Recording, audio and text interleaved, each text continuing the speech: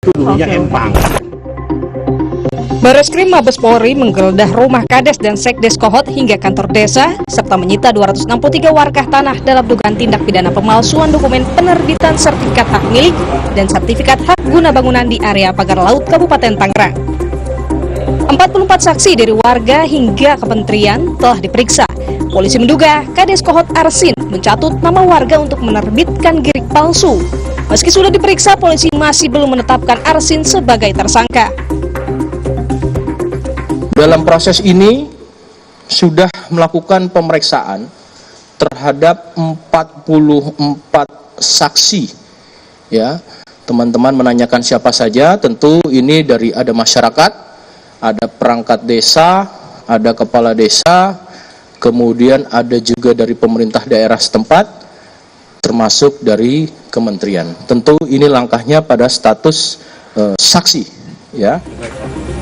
Temuan kepolisian ini sejalan dengan keterangan korban yang namanya turut dicatut untuk penerbitan sertifikat di sekitar pagar laut. Tahu-taunya identitas anak saya terjadi seperti ini, gitu. Terus saya baca-baca di surat tersebut itu ada keterangan waris. Punya lahan di daratan atau Saya sama sekali nggak punya, Pak. Semeter pun saya nggak punya. di laut? Kalau di daratan Di darat pun saya nggak punya. tidak punya. Apalagi itu di laut. Itu lautan laut negara, Pak. Tapi tiba-tiba ada penerbitan itu, Pak. Itu, Pak.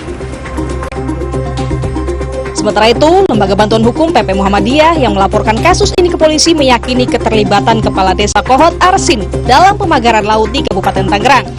Ketua Riset dan Advokasi LBH PP Muhammadiyah Gufroni berharap seluruh yang terlibat dalam kasus pagar laut dapat dikenai sanksi hukum. Kami sangat berharap untuk segera ada pengumuman siapa saja yang dijadikan tersangka dalam kasus pemagaran laut dan juga soal HGB dan SAM yang kemudian terbukti palsu. Yang sedang diusut ini kan untuk desa Kohot, ya. Kita belum mendengar apakah 16 desa juga termasuk yang masuk dalam tahap penyidikan ini, karena sebagaimana yang sudah beredar bahwa 16 kepala desa juga diduga terlibat dalam pemalsuan dokumen, ya.